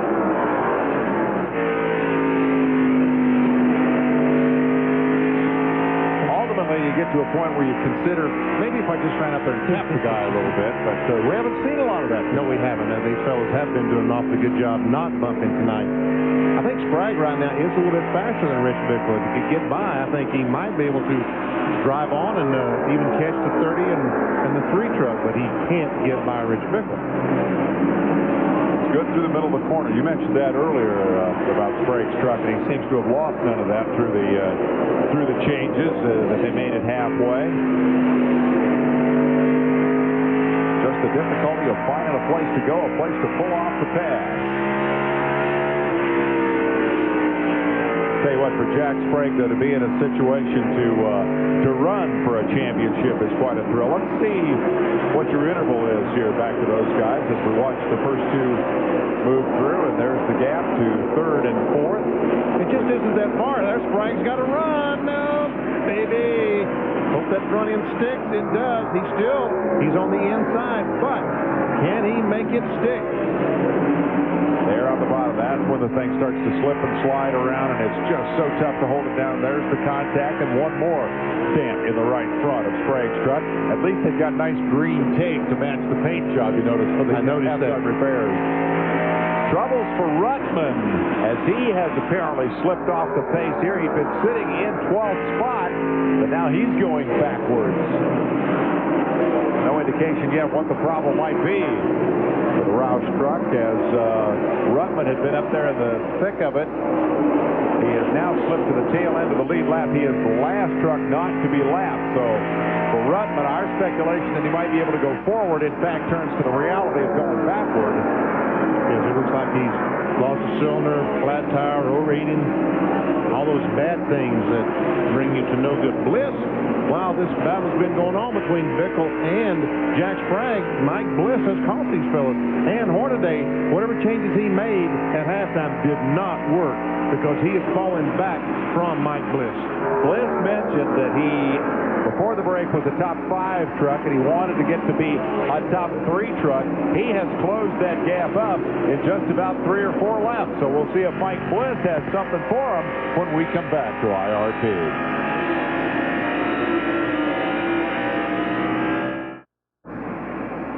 The champion of the Craftsman Truck Series putting on another clinic here at Indianapolis Raceway Park. Mike Skinner there, number 30, the black and white Dodge of Jimmy Hensley. Here is 3rd, 4th, and 5th. And sharp-eyed observers will say that's different when we went to commercial, isn't it? Because indeed, Jack Sprague has pulled off a pass. Let's get a quick update from Marty. We'll get back to it and show you how that occurred. Let's get a quick update from Marty on Joe Ruttman. Yeah, Ruttman's motor sounds as bad as my singing, fellas. I mean, he has dropped the cylinder, and that's why he is falling back so rapidly. I mean, he just doesn't have any horse. I appreciate that, Marty. Mike Bliss said he thought he might be able to make a 3rd-place truck out of this, and to do that, he would have to get around Bickle. Well, yeah, except that Bickle lost that spot to Jack Sprague, who finally made the pass. Yes. They go down the back stretch. Sprague gets on the inside, goes in turn 3, and this time he's able to get in the corner pretty doggone hard. He goes up the hill, gets a little bit of that banking you're talking about to help him. He comes off the corner and just kind of slides up the hill in front of Rich Bickle. Mike Bliss looks to the inside, says, I got a notion to do the same thing, but could not pull it off. And now as we go back to the live action, tries again and comes up short. It's a big difference if you've just got the fender alongside when you get to turn 3 than if you're up door handle to door handle with the guy, right? A big difference. Exactly right, because when you've just got that fender barely up there, Rich Bickle can run the groove he wants to. When you get up alongside that door, then he has to run the groove that you want him to. Just like right now. Bliss will make the pass, I believe. Bliss, the passing master in the open wheel cars, has picked up a position. He's around Bickle, and Bickle is definitely going backwards. He has now lost 2 spots and falls into the clutches of Ron Hornaday, but Hornaday's truck wasn't working quite as well just before this whole sequence began, so it remains to be seen whether he could do something with Bickle as well. I wouldn't want to predict on that one, Ben. No. And Bliss is not running away from him either. You continue to see that yellow bumper back there. That is Jay Sauter. Speculation running rampant that he will move into the 3 truck next year to replace Skinner. Richard Childress isn't saying that is the case yet. He's got a variety of short lists that have been circulated, but the thing I notice is that Sauter keeps showing up on every short list. I saw the 66 truck of Mike McLaughlin going by Dave Stacy. You wonder, well, if you wonder what's happening to Mike Skinner, is he getting fired from driving the 3? No, Mike Skinner is going to drive a Winston Cup car next year, a second team for Richard Childress. So they will obviously need a driver for their Nascar Craftsman truck. So Earnhardt gets a teammate next year. Earnhardt, who has been quite the hero here in Indianapolis this week, hadn't talked a whole lot, held a press conference yesterday. Other than that, has kind of avoided the media and has concentrated on his rehab. Climbed in the truck today in very impressive fashion. Went out and qualified in 12th. That's one better than a year ago, and he went out and won the race. Very impressive. With a broken collarbone and a broken sternum. I mean, broken. Goes out and qualifies 12th at 174 miles per hour average or something. I've had a broken collarbone. I contemplated what it would feel like to grab that belt like you guys do when you climb in a race car and jerk that down real tight right on top of that collarbone. That's just got to be so much fun. He's going to earn some of those millions of dollars this weekend. Meanwhile, these guys continue to earn their money trying to figure out a passing groove. Sauter is right there with Hornaday now. That Samco Racing truck. Let's get an update on what might be happening to Rich Bickle here as he kind of goes the wrong way. Marty, what's going on? Well, there's a look of concern on all the crew members down here as they reported to the crew that the truck has gone tight. Now they're hoping that the track will loosen back up as it progresses, but I don't know, fellas. I think he was running so strong, it might be getting worse rather than better. Well, they're certainly hoping against the conventional wisdom. No indication that the track is going to come Bickle's way, I don't think, at this point, but there's not a lot they can do. They sure can't bring him in to do a chassis adjustment on it. No, and here comes Hornaday taking a look. Can't make it. As we watch that battle, let's go ahead and set some of those positions behind them. Sauter, as we said, is 7th, and then it's Wallace, of whom we get occasional glimpses. The Red Dog truck running an 8th spot, and behind them is the number 75, Nathan Butke. Look for the blue and white Spears colors, number 75. You'll get occasional glimpses of him running further back behind this battle. Up front, Mike Skinner finally gets a challenge, but it doesn't count really, does it? No, Jeff Burton is 2 laps down, and Skinner just moves over and says, look, you're 2 laps down. Go right ahead. I'll be glad to follow you. I don't want to deal with you taking any wild chances trying to unlap yourself. And so, a clear road ahead for the moment for number 30 is Jimmy Hensley. Starting to run out of laps here. We'll take another opportunity to try to run down Skinner. There's the interval, and there is Jimmy. He's won on this racetrack before, hasn't he, Benny? I don't know that my memory goes back that far, but you're older than I am. You might remember it. Back in 1985, he won the Kroger 200, and that's the NASCAR Busch Series race, the race that will be here tomorrow night. They won. That was almost a...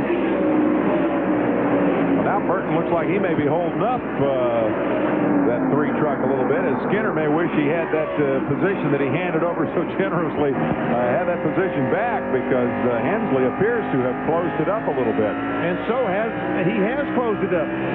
Skinner's truck right now evidently is just not as good as it was just a few laps ago. You're saying, where did this camera come from? You saw it at the top of the show. This is Lance Norrick, and and he had been out of the race for some number of laps, and it was a big number. I don't remember right off the top of my head, but Norrick was one of the Dodge racers. Remember, he was with Walker Evans. Well, they have bought the equipment of Bill Elliott, the Elliott Hardy team complement, if you will. Elliott and Hardy, it was all of their sponsors, their partnership, and Norrick switched from Dodge to Ford. So that change has taken place the past week. Now we're back up in the middle of the battle as we watch the number 43 continuing to struggle. Bickle trying to hold off the charges of Ron Hornaday. Not a whole lot different, except that every once in a while they get their blood up and Hornaday gets up there and gets to shoving around a little bit. Lap traffic continues to play in that and to change the equation a little bit, although for the moment there's nobody in sight. They're all by themselves. Dave, this is a wreck looking for a place to happen, I think. I hope it doesn't happen in the next 2 minutes, because we're going to get in a quick commercial break and come back with more. There's the interval, first and second. This could get interesting yet. We've passed the midpoint in the second half of this Craftsman Truck Series battle at Indianapolis. Mike Skinner continues to lead inside of 50 laps from the checkered flag. Might that truck have faltered a bit? He's under some pressure here from Jimmy Hensley, or has been. Hensley has seemingly backed off for the moment. Let's get an update from Marty Reed. Oh, I talked to Rich Burgess, the crew chief, and he said, hey, he's just cooling the tires a little bit, pacing himself, setting it up for the last home stretch. And I think I haven't been able to see him a lap or two, but it looks like he's starting to stretch it back out. So obviously he's cooled down that right front. He's going back after it. At about the time that Hensley had pulled up within a couple of truck lengths, we went to that commercial break. Skinner got that foot back down and opened it right back up. Remember seeing Richard Childress watching his truck, talking to Mike Skinner and telling him exactly what's going on around the racetrack. Childress' drivers all beat up, and Richard isn't feeling too well himself. We had to drag him out of the transporter to do that interview that you may have seen earlier tonight. He's got a bad cold and flu, but he's doing his job. Meanwhile, check this out. Sprague in the 24 Chevrolet from Hendrick Motorsports comes right up alongside Jimmy Hensley and says, if you aren't going to go past Skinner, I am. Wow. Quick pass. Wow. Now that, folks, was very, very impressive, the way that Sprague was able to do that. Man, oh man. Every pass we've seen tonight is taking a half a lap to complete. He did that like surgery. It was just in, cut, and out. So, can he catch Mike Skinner? That's the question I've got. Because right now it looks to me like he might be just a little bit faster than Skinner. Let's see if this might have been a function of Hensley going backward, because Bliss has demonstrated an ability to pass. He put Bickle away with some authority a few laps back. If Bliss marches right on by into third spot here, that'll tell us something about what's happening with Hensley. But by the time that happens, that 24 truck's going to be long gone. I don't see much difference between these two at the moment. No. I think Bliss is a little bit faster, but catching and passing, two different things in this sport. He said he was going to make the top 3 truck out of it with the change they made at the midpoint and then hope for something better than that. But he's gotten himself up into a position now. You know, he was kind of a go-for-broke guy early part of the season. 2 terrible finishes in the first 2 races and no points to amount to anything. He could go out and go for broke, but now he's up to 7th in the points and maybe needs to play it just a little bit differently. If it's a 4th place truck, take the 4th place points and go home. Remember, he was racing Hornaday the whole first half. Now look at the gap back to the 5th, 6th, and 7th place trucks, as Hornaday is still stuck at 5th, but with no 4th place truck to race. There's Bickle, followed by the 42 of Sauter. Has Hornaday gotten by the 43 the last time we saw this? He hadn't. Has Ron Hornaday not made this pass since the last time we saw these trucks? I think he had. I'm being told that Hornaday may have slapped the front straightaway wall a lap ago and backed up a bit. So I guess that would make sense. He backed up to Bickle? No, he had to have passed Bickle. Yeah, since we saw this since we last saw this picture. Yeah. So Bickle's problems continue. He is now 6th on the racetrack, and Sauter is in his mirrors. Sauter drives down, trying to catch some green racetrack, trying to get some kind of bite that will bring him alongside Rich Bickle's truck was not able to do that. Safe to assume that after you've got 60 or 70 laps on the tires, it doesn't get any easier to find traction down there at the bottom? No, it doesn't. You see John Nemechek, that white truck on the inside, John Nemechek. Ooh, and Sauter tried to turn under the truck that time and got it a little bit loose. TJ Clark's back out there. He'd been black flagged for a leak. They fixed it, and he has returned to the competition, but he is way downfield. 24th spot, 20 laps down.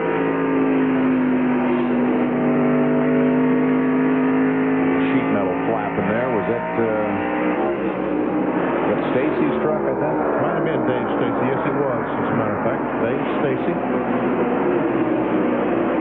Welcome him to the series. First truck start here this evening. I wonder how long he'll stay out there before he gets the black flag. He's got something loose for sure.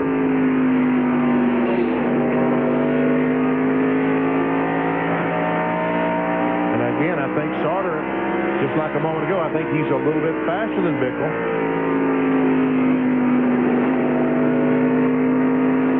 We're riding on board with Bickle. There you see him, sixth-place truck.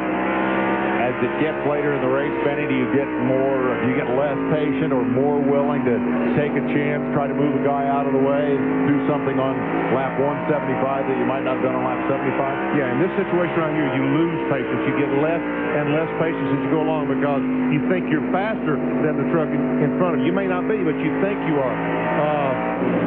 In Jack Sprague's situation, he can't catch the 3 truck right now, so he probably has just resigned to the fact that I'm going to finish second place and I'll take it and go home. But now Sauter trying to get alongside, can't do it. He's made several runs at him, but as we alluded a few moments ago, you get the fender up alongside and then try to make the move, you'll just get yourself in trouble.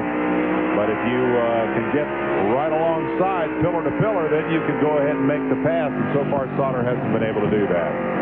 We'll take a break and come back to see if Sprague can catch Skinner. Stay with us.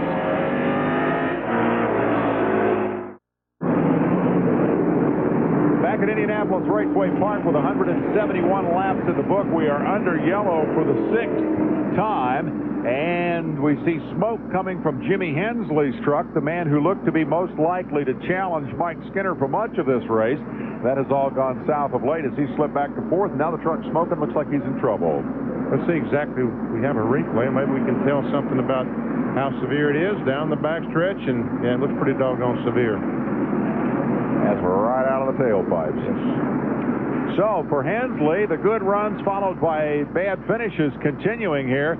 He is headed for pit road, but up front, business is picking up. Yes, it is indeed, because Mike Skinner is going to have a challenge, and this time it's not from Hensley, it's not from Bickle, it's from the guy that he spun last week at Odessa and who was very, very unhappy about that, but swore on our pre-race show that he would put that behind him, that Jack Sprague would not go up there and try to retaliate in any way, shape, or form tonight against Mike Skinner, and I certainly believe that. I heard him say that. Yes, I did. But he's got and Sprague has Mike Bliss right behind those 2 trucks. The 24 and 2 were as fast as Skinner. Well, Skinner had a pretty good lead, so maybe they backed up a little bit.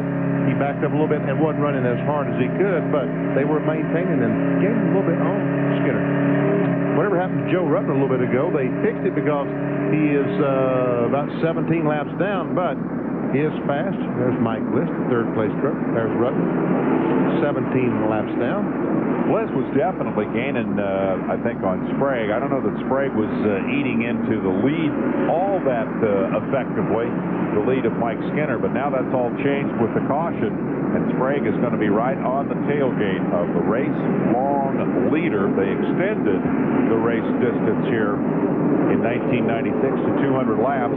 Skinner led was at 175 last year, I think, and has now led 173 this year, has yet to be passed on this racetrack. And you see them weaving the trucks back and forth. They need to clean the debris off the tires because when on the restart they go down in turn 1, if those little pebbles and all that rubber is adhered to the tire, stuck to it, they go down turn 1. That slides across the racetrack. The truck does not turn as well as they normally would, and sometimes they will slide up and let other trucks get under them. So clean all the debris off the tire by weaving it back and forth.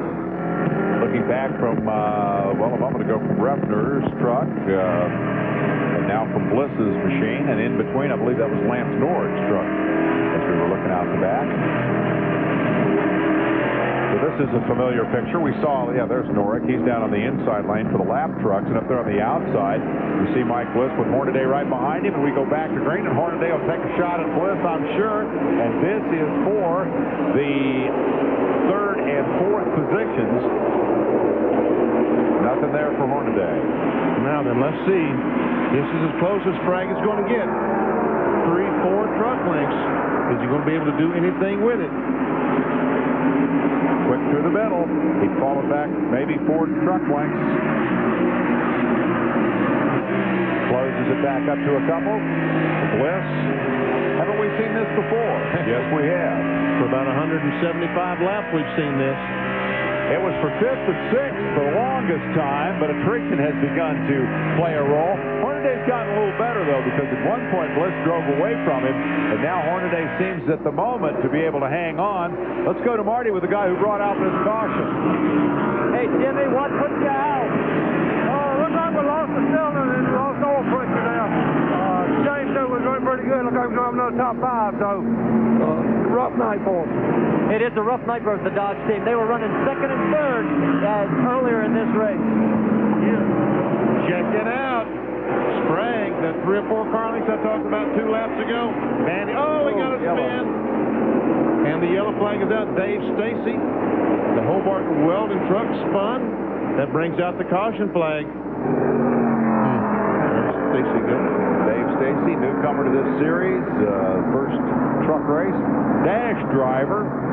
Remember when he went swimming at Daytona? Yeah, drove in Lake Lloyd in Daytona, the dash race down there. That's his claim to fame. Prior to tonight, when he spins off turn 2, he's won a couple of dash races. We've got the tail end of the spin over there that has brought out this yellow now, just a little more than 20 laps from the end.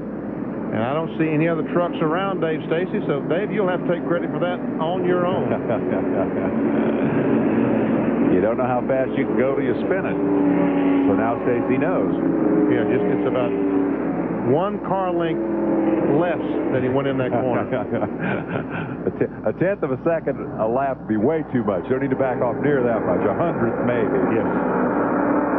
So Skinner out front, but the significance on that restart was definitely the fact that Jack Sprague was able to run with him.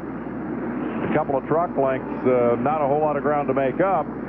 Getting around Mike Skinner is going to be very, very difficult in the 22 laps remaining, but at least Sprague has that opportunity. And Chris Morgan gives them the signal, 1 more lap, and we're going to pitch the green at you. They want to get them bunched up as quickly as possible. Because Stacy was able to keep going, it was clear that there was no problem with debris on the racetrack or anything. It's just a matter of reforming the field and sending them off again, so the pace truck will pull in next time by. And Sprague will step up to the plate. Pretty much do or die time. If you're going to get around Skinner, you've got to get it done, and there will be 20 laps remaining when they drop the green this time. I think this was a break for Skinner because he really runs good for about 10 laps on the cool tires. And that'll bring us up to 90 laps, and then Sprague may have us be as fast as he is those last 10 laps, but that's a very short time to pass him. To be as good as Skinner is one thing. To be enough better to pass him in 10 laps, that's going to be real difficult. Chilvers looking on approvingly as the green comes out. Let's see if we can get to the checker this time and see if anybody can do anything with Mike Skinner. Good restart. He's jumping good. Hornaday gets loose to the traffic to try to make another assault on Bliss. And Hornaday dives under. I'll tell you what, if they finish in this order, those points are going to be too tight to calculate. Flashing across start-finish to put 81 laps in the book. Immediately a gap between 2nd and 3rd. Bliss has just not got the truck to keep up with these two out front, who seem determined to settle it between them. And this battle that we see in wins the Cup each and every weekend between Rick Hendrick and Richard Childers continues on the truck circuit.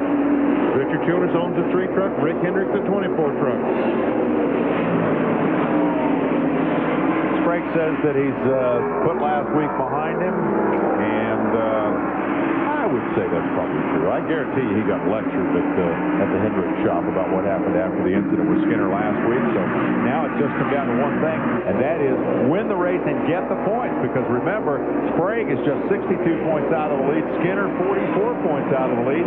Hornaday is behind both of them on the racetrack. So this is going to squeeze those points tighter than a vice the way this thing turns out.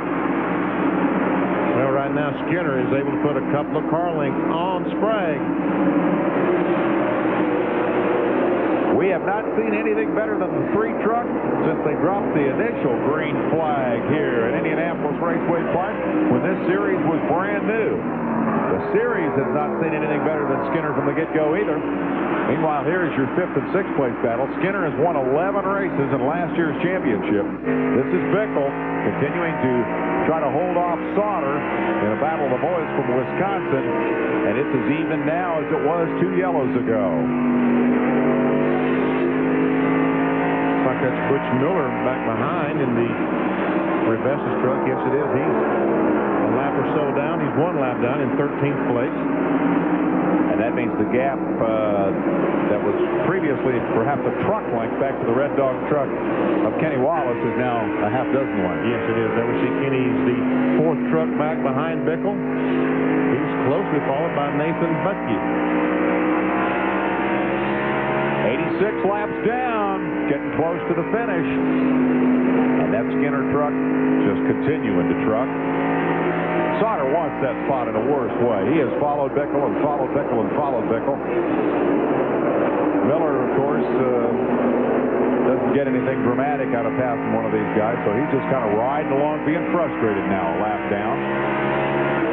He said, look where I could be if I was just in the lead lap. But he isn't. Give me that one back. Well, let's see what's happening now. Sprague has not been able to close in on Mike Skinner at all. Bliss may have closed it up a little bit, but not enough to write home about. I think he's got the 3rd place truck that he talked about at the mid-race break. The battle for the Manufacturers Championship. Nothing's going to change very dramatically here. Chevy continuing to lead the way. 99-73, those point standings as they came in tonight. And the Chevrolet's running 1-2, so they will extend that lead, barring some dramatic development. Dodge further back with 56 points, and best represented here by the 43 of Bickle. You're riding with him as you have for many laps tonight in 5th spot. Just in front of Jay Sauter's number 42, the Chevrolet. 10 laps to go.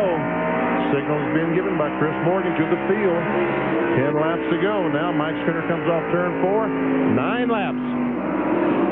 Don't count the money yet, Skinner, but I'd sure get an eye on it because I don't think it's going to be long.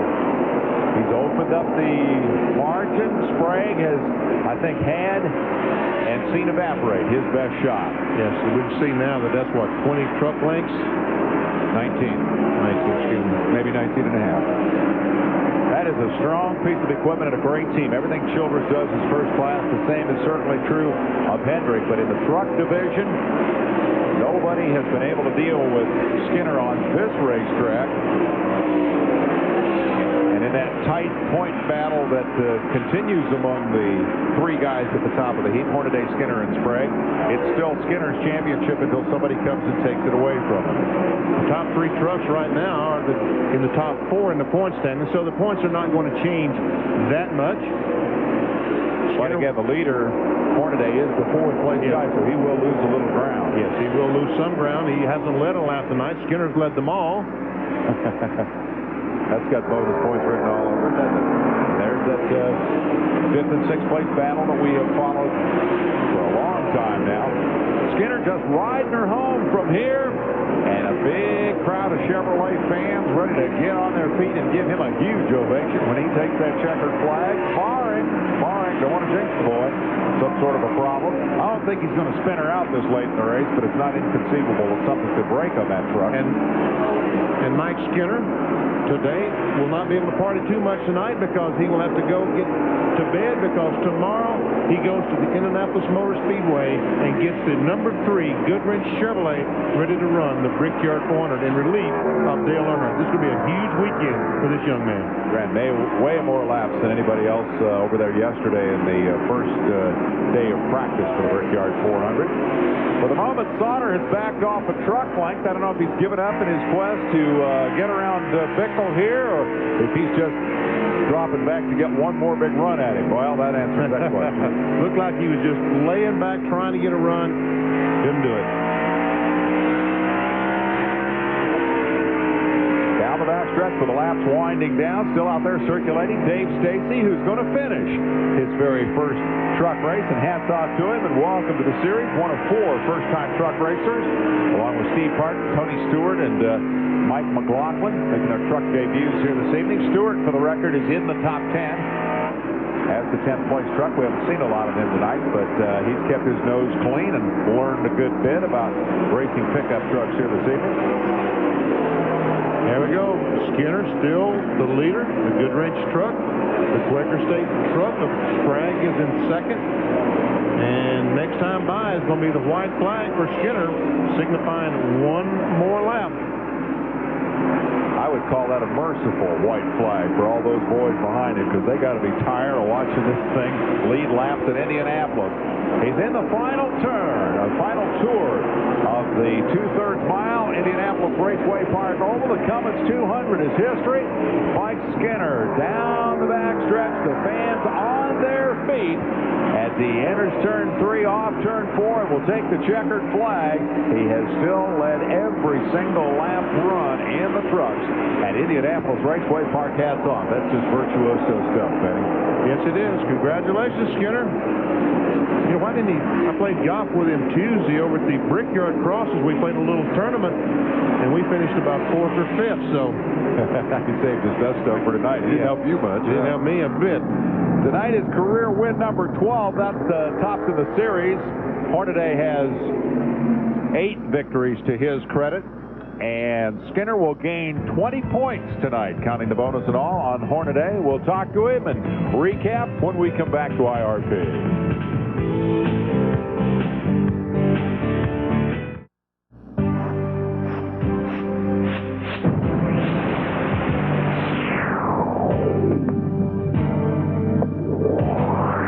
ESPN Speed World coverage of the Cummins 200 has been brought to you by Quaker State, the motor oil that exceeds the highest standards for engine protection, and by Sears Tire and Auto Centers.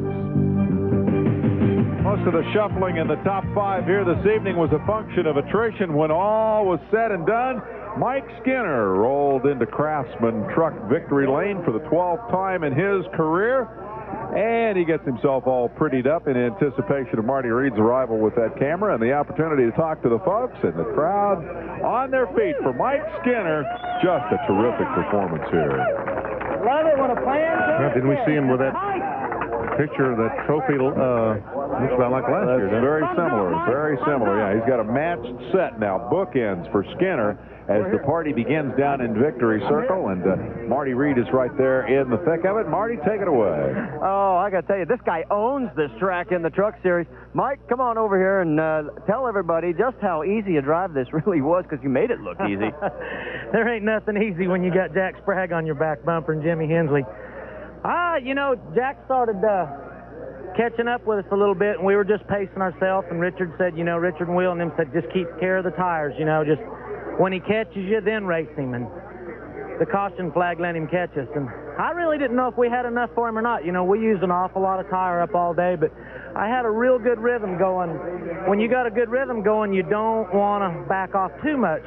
We backed her down 2 or 3 tenths, and we got that caution there. We cooled these old Goodyear Eagles down, and by golly, they stuck. Old Billy and everybody from Goodyear as usual, always puts us on a great tire. And GM Goodrich service, number one. One down, one to go. Why are you so good at this racetrack? What's the key? Beats the heck out of me. I don't know if that I'm that good or this truck is that good. This is truck one, Old Faithful. Won the first race at Phoenix. First truck we built. It's a bad machine. And Todd Barrier, he is a shock building son of a gun. That's all I can say. Ronnie Crook and Todd builds the shocks. Ronnie on the Winston Cup car and Todd on this truck. And Eddie Lanier, Robert Scott, Will, Richie. There's too many to mention. You guys are the greatest. I love you to death, man. When you got a team like that, it's pretty easy to win these old races sometimes. Congratulations, Mike Skinner. The points, guys, they got to be real tight. When you lead every race, you got time to make little notes of everybody that you want to thank, right? I'm telling you. Richard Childress comes in, congratulates his driver. Definitely business as usual for that outfit tonight at Indianapolis Raceway Park. Folks, sticking around for the party here as the Childress bunch celebrate Mike Skinner's victory. There's your top five. We'll be back to run down the rest of the finishers. These folks aren't leaving. They've seen the truck race. They're ready for the Busch race tomorrow. Let's take a look at how they finish. Skinner comes away the winner and picks up a total of 20 points on Hornaday. He's now just 24 behind in the battle for the championship. Sprague is just 52 points back after the runner-up finish tonight, and Bliss moves from 7th to 5th. Hornaday, the point leader, settled for 4th. Bickle, Sauter, Wallace, the new kid Butke, McLaughlin, and Stewart rounding out the top 10. Also, Steve Park in his first truck race finishes 11th. Harry again on the lead lap, 12th. Butch Miller continues, one lap down. And Jeff Burton and Cragen is in 15th. Then we see Resendez, Stacy, Corelli, Brevac, and Refner with all his problems finishes 20th, 12 laps down. Keselowski with an unscheduled stop there early on. Rutman with all his troubles hit the wall, had a flat stop for a long time, and ultimately came back to finish 22nd. Clark, Norick, Hensley, Nemechek, Evans, George, Cox, and the rest of the field. We've got the mid-season Winston Cup rundown coming up next on ESPN as we wrap things up here at Indianapolis Raceway Park. I think Skinner is definitely going to want that second championship, and looks like he's going to be a formidable force here to the end. He definitely is that. There we see Skinner pulling into victory lane. And once again, folks, this driver tomorrow will be at the Indianapolis Motor Speedway, that 2.5-mile speedway, trying to win the Brickyard 400 for Dale Earnhardt and that crew. Young man with a great future. Congratulations, Mike Skinner. Our thanks to Marty Reed, and as always, a pleasure to join Benny Parsons. That's it from Indianapolis Raceway Park. I'm Dave Despain from ESPN, the worldwide leader in sports.